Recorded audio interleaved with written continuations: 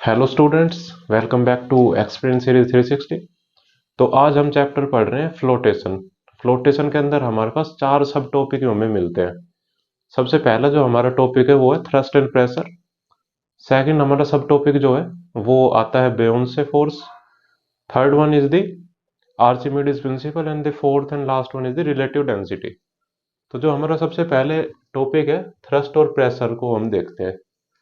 तो जैसे कि आप ये टर्म देख रहे हो कि थ्रस्ट हमारे जो है टर्म है वो एक तरह से फोर्स ही है। ये जो हमारी टर्म थ्रस्ट है फोर्स के इक्विवेलेंट ही है कंप्लीटली। तो थ्रस्ट आप कब कहेंगे कि मान लीजिए हमने कोई भी अपने एक सरफेस एरिया कंसीडर किया है, तो इस सरफेस एरिया के परपेंडिकुलर आपको फोर्स मिलेगी लगते हुए। तो जब भी सरफेस एरिया के परपेंडिकुलर हमारे पास फोर्स लग रही है तो हम बोल सकते हैं उस चीज को कि वो थ्रस्ट है, या फिर उसको दूसरी लैंग्वेज में, जनरल लैंग्वेज में फोर्स भी बोल सकते हो। तो अब आप देख रहे हो कि इसके पास एक पर्टिकुलर डायरेक्शन है, परपेंडिकुलर है सरफेस एरिया के। तो हमारे पास जो थ्रस्ट है वो हमारा वेक्टर क्वांटिटी है। थ्रस्ट एक वेक्टर क्वांटिटी है। दूसरी चीज इसमें है कि एसआई यूनिट जो है हमारे थ्रस्ट की वो फोर्स हो जाने की वजह से, वो इक्विवेलेंट टू फोर्स होने की वजह से न्यूटन हमारे पास एसआई यूनिट हमारे पास आती है थ्रस्ट की। दूसरी तरफ अगर हम देखते हैं प्रेशर, तो प्रेशर हमारा होता है फोर्स पर यूनिट एरिया। तो अभी आपने देखा कि हमारा फोर्स और थ्रस्ट कंप्लीटली इक्विवेलेंट है एक दूसरे के। तो फोर्स को हम थ्रस्ट भी लिख सकते हैं कि हमारा जो फोर्स है जो हम यहाँ पर यूज कर रहे हैं अपने फोर्स को, वो हमारे पास थ्रस्ट है। तो थ्रस्ट पर यूनिट एरिया हमारा हो गया प्रेशर। थ्रस्ट हमने किस में मेजर किया था? न्यूटन में। एरिया हम मेजर करेंगे मीटर स्क्वायर में। तो आप देख रहे हो कि न्यूटन पर मीटर स्क्वायर ये हमारे पास यूनिट आ गई है प्रेशर की। दूसरी बात अगर हम करते हैं कि प्रेशर जो है हमारा वो एक स्केलर क्वांटिटी है। स्केलर क्वांटिटी क्यों है? जब भी हम बात करते हैं अपने फ्लोटेशन चैप्टर के अंदर तो हमें लिक्विड कंसीडर करना होता है। तो जब भी आप लिक्विड कंसीडर करोगे और अगर कोई भी एक पॉइंट लेते हो लिक्विड के अंदर, तो आप देख रहे हो कि किसी भी पॉइंट के ऊपर लिक्विड में जो प्रेशर लगता है वो हर डायरेक्शन में सेम मैग्नीट्यूड का होगा।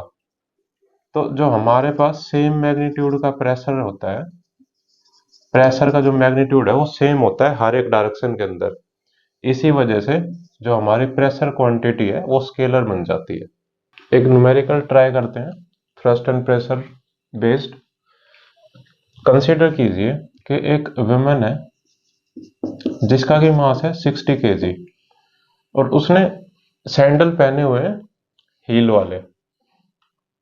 और जो हील का हमें सरफेस एरिया गिवन है वो है 1 मीटर स्क्वायर।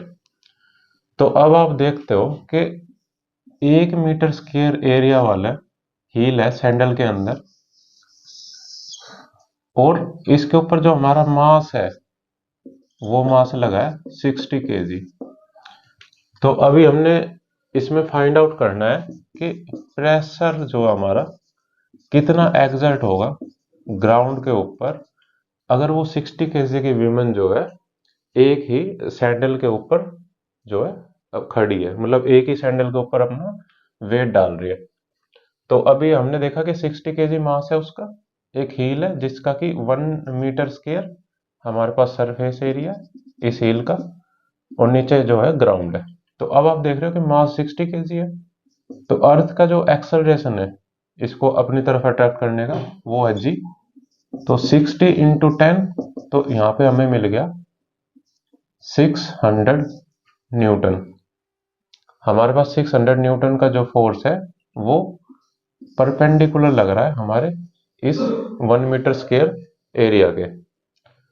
तो अब आप देख रहे हो कि प्रेशर अगर हम निकालते हैं तो हमारे पास जो फोर्स आता है, जो उसको बोल सकते हैं कि जो थ्रस्ट है या फिर बोल सकते हैं फोर्स है, वो है 600 न्यूटन पर मीटर स्क्वायर। तो आपने देखा कि प्रेशर जो आया हमारे पास वो आया है 600 न्यूटन पर मीटर स्क्वायर, या फिर बोल सकते हैं कि 600 पास्कल, क्योंकि 1 पास्कल जो है वो इक्वल्स टू होता है 1 न्यूटन पर मीटर स्क्वायर।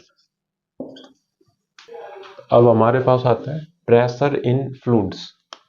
तो सबसे पहले मेन चीज आती है कि आप फ्लूइड किस चीज को बोलोगे।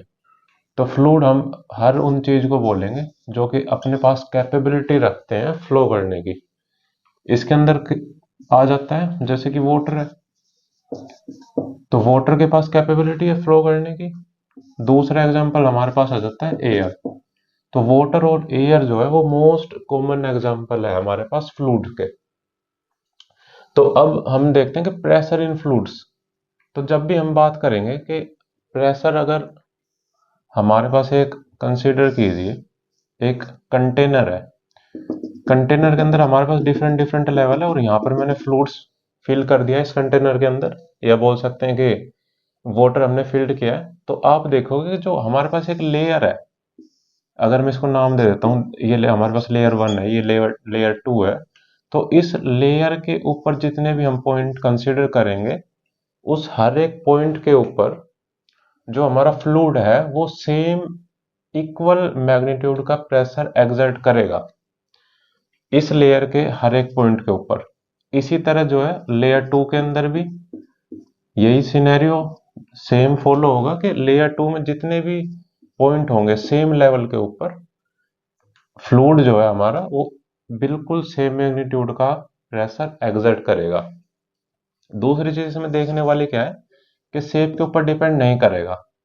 फ्लूइड्स जब भी हम पढ़ेंगे प्रेशर को, कि हमारा जो प्रेशर है फ्लूइड्स जो एक्सर्ट करता है वो शेप पर डिपेंड बिल्कुल नहीं करता, ये डिपेंड करता है इसकी डेप्थ पर।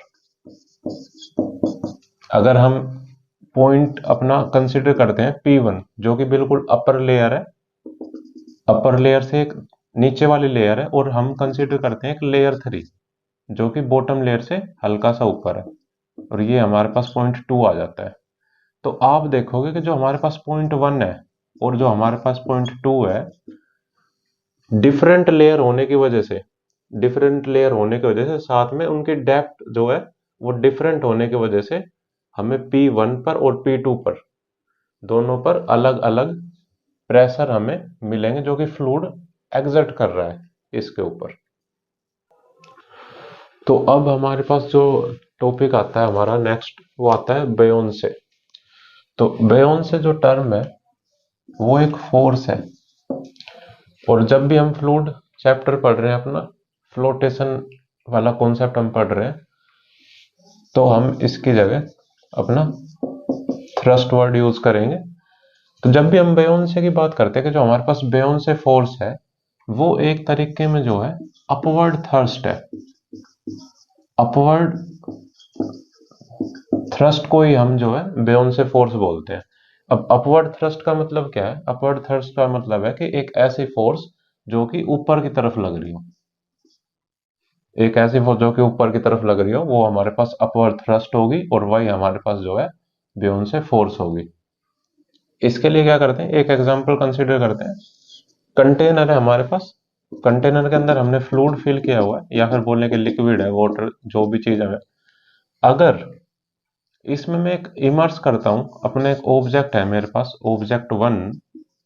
अगर ऑब्जेक्ट 1 को मैंने इसके अंदर, उसके पास एक कुछ वॉल्यूम है, और अगर मैंने इस ऑब्जेक्ट को इस वाटर के अंदर इमर्स किया, तो आप देखते हो कि एक हमारे पास जो लिक्विड है वो एक ऊपर की तरफ फोर्स लगाता है।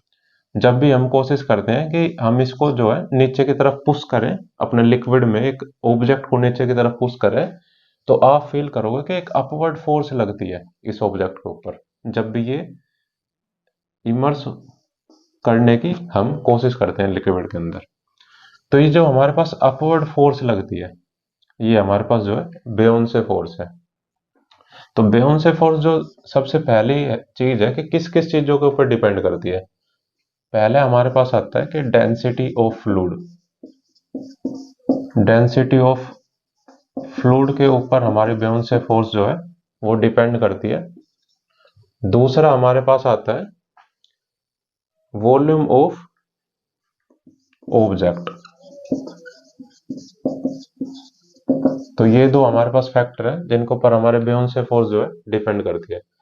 डेंसिटी ऑफ फ्लूइड के ऊपर का अगर हम एग्जांपल लेते हैं, तो हम ले सकते हैं कि अगर कोई भी इंसान जो है अगर वो सी के अंदर स्विम करता है, समुद्र के अंदर, वो इजीली जो है स्विम कर सकता है। इजीली स्विम क्यों कर सकता है कि डेंसिटी जो है हाई है।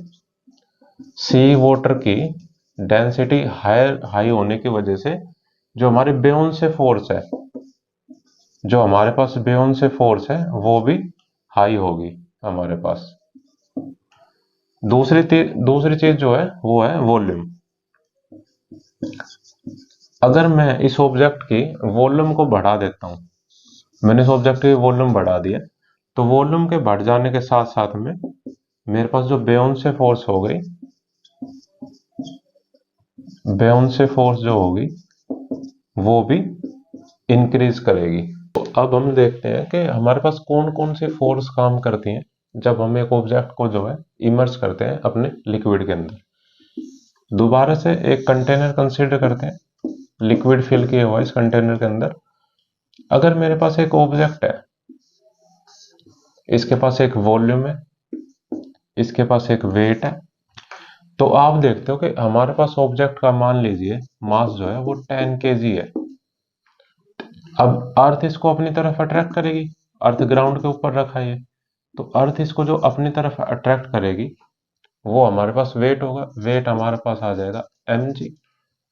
मास into acceleration, acceleration due to gravity is the g। So mass is the 10 kg and value of the g is the 10 meter per second square. So we have the weight equals to 100 Newton. ये force बोल सकते हैं कि 100 हमारे पास Newton की force जो है वो नीचे की तरफ लग रही है, डाउनवर्ड। तो हमारे पास जो F1 है वो एक हमारे पास डाउनवर्ड फोर्स है 100 न्यूटन की, जो नीचे की तरफ लग रही है। तो अब आप देख रहे हो कि अगर इसके पास मास इसका 10 kg है, तो हमारे पास जो वेट आएगा, वेट हमें मिलेगा 100 kg के। वेट हमें फील होगा कि उसके पास जो वेट है वो 100 kg है। तो बेयोंसे फोर्स जो है, अभी हमने देखा था कि जब भी हम कोई भी ऑब्जेक्ट इमर्स करते हैं लिक्विड के अंदर तो हमें एक अपवर्ड फोर्स मिलती है। तो इस अपवर्ड फोर्स को नाम दे देते हैं F2। तो अपवर्ड फोर्स है, एक हमारे पास है F1, एक है F2। तो मान लीजिए कि अपवर्ड फोर्स जो हमें मिली वो हमें 50 न्यूटन की हमें जो है अपवर्ड फोर्स मिली। एक्चुअल मास जो हम ग्राउंड पे फील किया हमने वो 100 kg है।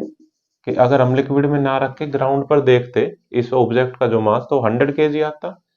लेकिन इसमें 50 न्यूटन की फोर्स जो है ऊपर की तरफ लग रही है, अपवर्ड डायरेक्शन में। तो आप देख रहे हो कि 100 न्यूटन की फोर्स जो नीचे की तरफ है, 50 न्यूटन की फोर्स जो है इसके अपोजिट लग रही है। तो टोटल जो हमारे पास जो फोर्स मिली हमें, एक रिजल्टेंट जो हमें चीज मिली वो मिली 50 न्यूटन की। तो जब भी हमारा ऑब्जेक्ट इमर्स है इस वाटर के अंदर, इस लिक्विड के अंदर, तो आप देखिए कि 50 kg वेट को ये शो करेगा। जबकि सेम चीज जो है ग्राउंड पे 100 kg वेट शो कर रही है, लिक्विड के अंदर 50 kg शो कर रहा है अपना वेट। इसी चीज को बोलते हैं एपरेंट वेट। ये हमारे पास बन करके आ गया कि जो एपरेंट वेट है, जो कि रियल वेट नहीं है, जो फील हो रहा है हमें जब भी लिक्विड के अंदर रखा है। दूसरी चीज इसके अंदर हमारे पास आती है कि हमारा ऑब्जेक्ट जो है क्या क्या कंडीशन होगी, या तो वो सिंक करे या फिर वो लिक्विड के अंदर या लिक्विड के ऊपर फ्लोट करे। तो यहाँ पर सबसे पहले हमारे पास मेन चीज आ जाती है, यही दो सिनेरियो चलेंगे कि फोर्स 1 F2 F1 जो हमारे बेयोन से फोर्स F2 है, F1 जो है वो हमारे पास डाउनवर्ड फोर्स है। तो अगर हमारा ऑब्जेक्ट का वेट बोले, या फिर इसको बोले कि डाउनवर्ड फोर्स, अगर हमारे ऑब्जेक्ट का वेट या फिर बोले डाउनवर्ड फोर्स अगर ज्यादा है हमारे पास, अगर डाउनवर्ड फोर्स हमारे पास ज्यादा है और जो अपवर्ड फोर्स है, हमारी जो अपवर्ड फोर्स है वो हमारे पास कम है, डाउनवर्ड फोर्स ज्यादा है, अपवर्ड फोर्स हमारे पास कम है, तो आप देखोगे कि जो हमारा ऑब्जेक्ट है वो सिंक कर जाएगा, डूब जाएगा पानी के अंदर। अगर मैं अपनी F1 फोर्स को बढ़ा देता हूं तो हमारा ऑब्जेक्ट जो है यहाँ पर आ जाएगा। F2 जो है वो इसके कंपैरिजन में लो है, इस वजह से ये डूब जाएगा, इसमें सिंक करेगा। दूसरा सिनेरियो हमारे पास बन करके आता है कि अगर मेरे पास जो अपवर्ड फोर्स है और जो डाउनवर्ड फोर्स है, अगर वो एग्जैक्ट इक्वल हो जाए, मेरे पास बेयोन से फोर्स और मेरा जो ऑब्जेक्ट का वेट है अगर वो कंप्लीटली इक्वल हो जाता है, तो इस केस के अंदर हम देखेंगे कि हमारा ऑब्जेक्ट जो है वो फ्लोट करेगा इन लिक्विड, लिक्विड के अंदर फ्लोट करेगा।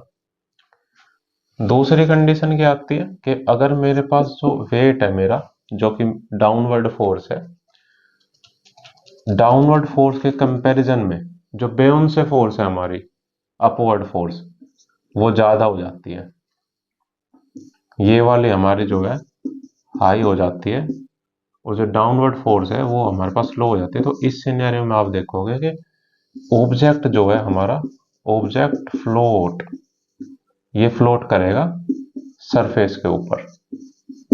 जो बिल्कुल एग्जैक्ट अपर लेयर होगी हमारी वाटर की या फिर बोले फ्लूइड की, उसके ऊपर हमारा जो है ऑब्जेक्ट फ्लोट करेगा हमारे इस केस के अंदर, जब मेरे पास बेयोन से फोर्स आई है और वेट उसका जो है उसके कंपेयर में लो है। अब हम आगे बढ़ते हैं। लॉ ऑफ फ्लोटेशन हमारे पास आता है और आर्चिमिडीज प्रिंसिपल आता है। तो लॉ ऑफ फ्लोटेशन क्या कहता है? लॉ ऑफ फ्लोटेशन कहता है कि अगर हमारे पास जो वेट ऑफ ऑब्जेक्ट है, वेट ऑफ ऑब्जेक्ट इक्वल हो जाता है वेट ऑफ डिस्प्लेस्ड लिक्विड। अगर मेरे पास एक ऑब्जेक्ट है और उसको मैं अपने लिक्विड के अंदर जो है इमर्ज्ड कर रहा हूं, लिक्विड के अंदर डाल रहा हूं, तो जितने वेट का वो वाटर डिस्प्लेस कर रहा है, उसको डालने से जितने वेट का वाटर डिस्प्लेस कर रहा है, अगर उतना ही वेट ऑब्जेक्ट का होता है, ये कंडीशन अगर फॉलो होती है, तो ही हमारा ऑब्जेक्ट जो है वो फ्लोट करेगा, अदरवाइज फ्लोट नहीं करेगा। ये हमारे पास लो फ्लोटेशन है कि वेट ऑफ ऑब्जेक्ट जो है वो इक्वल होना चाहिए वेट ऑफ डिस्प्लेस्ड लिक्विड, कि जितना उसके आ जाने से, इस ऑब्जेक्ट के आ जाने से जितना ये पानी हटा है यहाँ से, जो जगह इसने अब ली है हमारे ऑब्जेक्ट ने और पानी को हटा करके, अगर उस जो पानी हटा है, वाटर जो डिस्प्लेस हुआ है, उस वाटर का अगर वेट जो है वेट ऑफ इक्वल होगा ऑब्जेक्ट के, तो हमारा ऑब्जेक्ट फ्लोट करेगा, नहीं तो सिंक करेगा। ये हमारे पास है लो ऑफ फ्लोटेशन। दूसरी तरफ अगर हम आते हैं कि आर्चिमिडीज प्रिंसिपल क्या कहता है? आर्चिमिडीज प्रिंसिपल कहता है कि जो हमारे पास बेयोन से फोर्स होगी, जो हमारे पास बेयोन से फोर्स है, या फिर इसको बोलेंगे जो अपथ्रस्ट है, जो अपथ्रस्ट है वो इक्वल होगा weight of displaced liquid, displaced liquid. तो ये हमारा आर्चिमिडीज प्रिंसिपल बोलता है। अगर हम लो फ्लोटेशन के अंदर देखते हैं कि weight of object, weight of object हमारे पास है mg, weight of liquid displace, तो वेट की बात है तो यहां भी mg आएगा हमारे पास। ये मेरे पास है ऑब्जेक्ट का मास, ये मेरे पास है मास ऑफ लिक्विड। तो अब आप देखते हो कि डेंसिटी जो चीज है, डेंसिटी होती है मास पर यूनिट वॉल्यूम। तो अगर मुझे इस मास को रिप्लेस करना है डेंसिटी और वॉल्यूम के रिलेशन के अंदर, तो हमारे पास मास आ जाएगा density into volume, density into volume, mass को रिप्लेस कर सकते हैं। तो density of object into volume of object, ये जी हमारे पास सेम होने की वजह से कैंसिल हो जाएगा, equals to density of liquid and volume of liquid. तो ये जो रिलेशन बन करके आती है लो फ्लोटेशन को रिप्रेजेंट करती है। इसी तरह आर्चिमिडीज प्रिंसिपल आप देखते हैं कि बेयोन से जो फोर्स है, अगर हम F से उसको कंसीडर करते हैं, तो बेयोन से फोर्स हमारे पास है वेट ऑफ डिस्प्लेस्ड वाटर। और जब भी वेट ऑफ डिस्प्लेस्ड वाटर आप देखोगे, तो हम इसको, हमारे वेट को, mg जो है हमारा एक वेट ही है एक तरीके में, इसको हम किस फॉर्म में लिख सकते हैं? ये डेंसिटी इंटू वॉल्यूम। तो इसलिए हमारे पास आ जाएगा ये कि अगर इसको पहले मैं mg में ही लिखता हूं कि mass of the displaced liquid into the g, acceleration due to gravity, so we can consider it as mass per unit volume is the density, और मास को हम लिख सकते हैं density of liquid into volume of liquid और g। तो ये जो हमारे पास रिलेशन बन करके आई है, ये रिप्रेजेंट करती है आर्चिमिडीज प्रिंसिपल को, ये हमारे रिलेशन रिप्रेजेंट करती है लॉ ऑफ फ्लोटेशन को। अब आर्चिमिडीज प्रिंसिपल का एक न्यूमेरिकल देखते हैं ताकि ये और क्लियरिटी से समझ में आए। मान लीजिए मेरे पास एक आयरन का ऑब्जेक्ट है, एक आयरन ऑब्जेक्ट है, इसको मैंने लिक्विड के अंदर इमर्ज्ड किया है, लिक्विड के अंदर मैंने इसको डाला और मुझे मिला कि 8 kg का जो वाटर है वो इसने डिस्प्लेस्ड किया है। इस आयरन ऑब्जेक्ट के इमर्स होने में, लिक्विड के अंदर इमर्स होने की वजह से 8 kg का जो वाटर है वो डिस्प्लेस्ड हुआ है। तो हमें कैलकुलेट करनी है कि बियॉन्ड से फोर्स, जो अपवर्ड फोर्स लग रही है हमारे पास, वो कितनी न्यूटन की फोर्स होगी। ये हमारे पास एक न्यूमेरिकल है। तो अभी हमने आर्चिमिडीज प्रिंसिपल के अंदर क्या देखा था कि जो हमारी बियॉन्ड से फोर्स है, जो हमारी बियॉन्ड से फोर्स है वो इक्वल्स होती है वेट ऑफ डिस्प्लेस्ड वाटर या फिर लिक्विड या फिर फ्लूइड्स। तो आप देख रहे हैं कि बियॉन्ड से force, weight of displaced water का मतलब क्या है कि ये हमारे पास जो है ये मास था, इसको मास कंसीडर करेंगे कि मास 8 kg का जो मास था वाटर का वो डिस्प्लेस्ड हुआ है। यहाँ पर हमने वेट लेना है, तो आप देखोगे mass into G, acceleration due to gravity. तो हमारे पास जो बियॉन्ड से फोर्स आई है वो 80 न्यूटन की बियॉन्ड से फोर्स आएगी। अगर मेरे पास एक ऐसा आयरन का ऑब्जेक्ट है जो कि 8 kg मास को डिस्प्लेस कर रहा है वाटर के, तो हम जब आर्चिमिडीज प्रिंसिपल इसके अंदर अप्लाई करेंगे तो हमें मिलेगा कि 80 न्यूटन की जो फोर्स है वो जनरेट हो रही है अपवर्ड। ये ऑब्जेक्ट जो है वो डाउनवर्ड फोर्स लगा रहा था और अपवर्ड फोर्स हमें मिली 80 न्यूटन की बियॉन्ड से फोर्स। तो डेंसिटी और रिलेटिव डेंसिटी जो है हमारा लास्ट सब टॉपिक है फ्लोटेशन चैप्टर का। तो जैसे कि आपने देखा कि डेंसिटी जो है वो है मास पर यूनिट वॉल्यूम, मास पर यूनिट वॉल्यूम को हम डेंसिटी बोलते हैं। तो डेंसिटी की डिपेंडेंसी किस किस चीज के ऊपर है वो हम देखते हैं। तो पहला जो फैक्टर हमारे पास आता है वो है टेम्परेचर। अगर टेम्परेचर के अंदर राइज है, टेम्परेचर अगर मैं बढ़ाता हूं तो आप देखते हो कि लिक्विड की वॉल्यूम के अंदर इंक्रीमेंट देखने को मिलता है।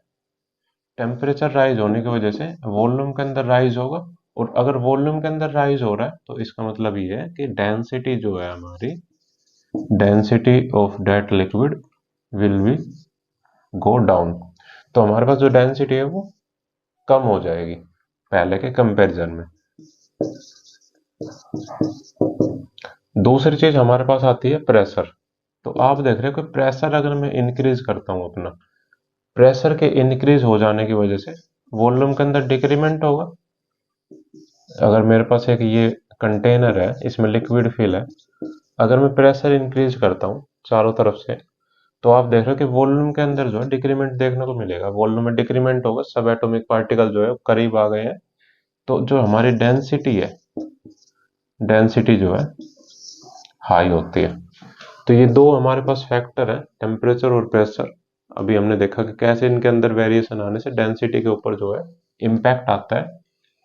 अगली जो हमारी टर्म है वो है रिलेटिव डेंसिटी। रिलेटिव डेंसिटी का मतलब देखो ये है कि किसके रेफरेंस में हम अपने सब्सटेंस की डेंसिटी को मेजर कर रहे हैं। अगर मैं बोल लूं कि relative density of substance, relative density of substance with reference to water, तो इसका मतलब ये है कि रिलेटिव डेंसिटी अगर हमें अपने सब्सटेंस की निकालनी है विद रेफरेंस टू वाटर, तो हमें लेना होगा density of substance divide by density of water. तो रिलेटिव का मतलब यही है कि हम किसके रेफरेंस में अपनी जो है सब्सटेंस की डेंसिटी को मेजर कर रहे हैं। हम एक न्यूमेरिकल देख लेते हैं डेंसिटी के ऊपर। मानिए कि एक बॉल है मेरे पास, 80 ग्राम अपना मास रखती है एयर के अंदर, 60 ग्राम अपना मास रखती है वाटर के अंदर, और 40 ग्राम अपना मास रखती है एक हमारे पास लिक्विड है, कोई एक फ्लूइड है जो कि वाटर से अलग है, उसके अंदर। तो न्यूमेरिकल के अंदर है कि आपको डेंसिटी कैलकुलेट करनी है, डेंसिटी ऑफ दिस लिक्विड, कि जो ये लिक्विड है इसकी डेंसिटी क्या होगी। ये हमारे पास क्वेश्चन है हमारा। 80 ग्राम उसका मास है एयर में, 60 ग्राम उसका मास है वाटर में, 40 ग्राम मास उसका जो है लिक्विड के अंदर है, फ्लूइड के अंदर है, जो कि वाटर से अलग है। हमें गिवन क्या है? गिवन है कि जो हमारे पास डेंसिटी ऑफ वाटर है वो है 1 ग्राम पर सेंटीमीटर क्यूब। ये हमारे पास गिवन है। तो अब आप देखिए कि लॉ ऑफ फ्लोटेशन जो हमने पढ़ा, ये जो हमने लॉ ऑफ फ्लोटेशन पढ़ा था, लॉ ऑफ फ्लोटेशन क्या कहता है कि कोई भी चीज जो है जब फ्लोट करेगी, जब वेट जो हमारे ऑब्जेक्ट का है, ये मेरे पास बॉल है, ये ऑब्जेक्ट है हमारा, तो जब हमारा वेट ऑफ ऑब्जेक्ट जो है वो इक्वल हो जाए वेट किसके, जो हमारा वाटर डिस्प्लेस हो रहा है उसके। और वहीं से हमारे पास कॉन्सेप्ट बन के आया था एपरेंट वेट वाला भी। तो अब आप देख रहे हो कि जो उसका एक्चुअल वेट है वो 80 ग्राम है, बॉल का एक्चुअल वेट, जो कि एयर के अंदर है। वाटर के अंदर जाने से उसका वेट 60 ग्राम हो गया। तो इसका मतलब ये है कि 20 ग्राम वेट जो है, 20 ग्राम का मास हम बोल रहे हैं, इसको मास बोलना चाहिए, कि 20 ग्राम का मास जो है वो लूज करा जब वो वाटर के अंदर इमर्ज हो रहा है। तो 20 ग्राम मास जो उसने लूज किया का मतलब क्या है कि कहीं ना कहीं उसने 20 ग्राम मास का जो वाटर था वो डिस्प्लेस्ड हुआ है उसके इमर्ज हो जाने की वजह से। तो अब आप देख रहे हो कि 20 ग्राम ऑफ वाटर जो डिस्प्लेस्ड हुआ है, ये वाटर का मेरे पास मास आ गया। और अगर मैं वॉल्यूम देखूं, ये मेरे पास फॉर्मूला है डेंसिटी इक्वल्स टू मास पर इंटू वॉल्यूम। ये हमारे पास वॉल्यूम आ जाती है, ये वॉल्यूम ऑफ वाटर, और ये हमारे पास है डेंसिटी ऑफ वाटर। तो ये हमें ऑलरेडी गिवन है 1। तो आप देख रहे हो कि जो मेरे पास वॉल्यूम आई है वो आ गई 20 मीटर क्यूब, कि जो वाटर डिस्प्लेस हुआ है वो 20 मीटर क्यूब वॉल्यूम का उसके अंदर डिस्प्लेसमेंट देखने को मिली है। तो एक तरह से ये हमारे पास जो है ऑब्जेक्ट की वॉल्यूम को बता रहा है कि भाई इतना 20 मीटर क्यूब की वॉल्यूम का ऑब्जेक्ट जब इमर्ज हो रहा है लिक्विड के अंदर, तभी वो इतनी वॉल्यूम का वाटर को डिस्प्लेस कर रहा है। तो एक तरह से इंफॉर्मेशन दे रहा है वॉल्यूम ऑफ ऑब्जेक्ट, कि मेरे पास जो है ऑब्जेक्ट की वॉल्यूम जो है 20 मीटर क्यूब आ गई है। तो अब क्या है कि एक्चुअल वेट 80 ग्राम है हमारे पास, यहाँ पर दिख रहा है आपको कि एयर के अंदर 80 ग्राम है। तो अगर हम डेंसिटी निकालते हैं, अगर मैं डेंसिटी निकालूं अपने बॉल की, तो आप देख रहे हो कि मास पर यूनिट वॉल्यूम, तो मास उसका जो देखने को मिला 80 ग्राम है एक्चुअल, एयर में जो है 80 ग्राम, और 20 ग्राम उसकी वॉल्यूम है। तो आप देख रहे हो कि 4 किलोग्राम पर मीटर क्यूब, ये मेरे पास डेंसिटी आई है हमारे ऑब्जेक्ट की, हमारे बॉल की, कि हमारा जो ऑब्जेक्ट है वो इस डेंसिटी का है, इस वॉल्यूम का है। हमें क्या फाइंड आउट करना था? इस लिक्विड फ्लूइड की डेंसिटी। तो अब आप देख रहे हो कि जब हमारा फ्लूइड जो है, जब हमारा जो बॉल ऑब्जेक्ट है वो लिक्विड के अंदर डल रहा है, तो 40 ग्राम का हो जा रहा है। कहने का मतलब ये है कि 80 का था 40 में आ गया, तो उसने 40 ग्राम के लिक्विड को डिस्प्लेस कर दिया, 40 ग्राम के लिक्विड को डिस्प्लेस कर दिया। तो आप देख रहे हो कि डेंसिटी निकालनी है हमें इस लिक्विड की, तो मास पर यूनिट वॉल्यूम, मास कितना डिस्प्लेस किया है, 40 ग्राम का मास उसने डिस्प्लेस कर दिया है। और वॉल्यूम जो हमें पहले से ही पता है 20।